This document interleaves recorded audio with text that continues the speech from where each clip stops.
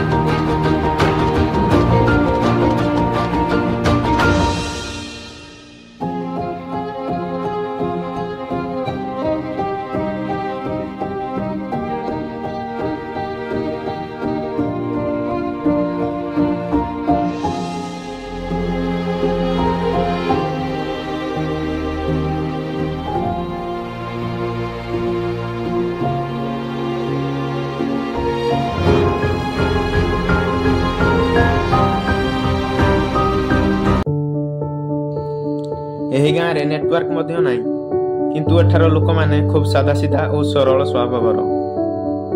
एठार लोक माने मुख्यतः कृषि और जंगल रु जहा मिले सेथिरे निर्भर करंती। नेटवर्क नथिबारु सोशल मीडिया सहित एते संपर्क मध्य नाही।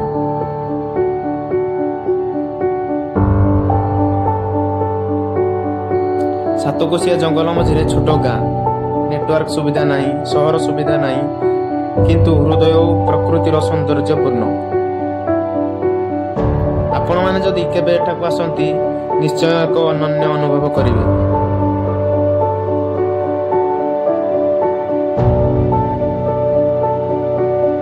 वीडियोटी जदि भलो लागि थाए लाइक शेयर और सब्सक्राइब करिवे। धन्यवाद।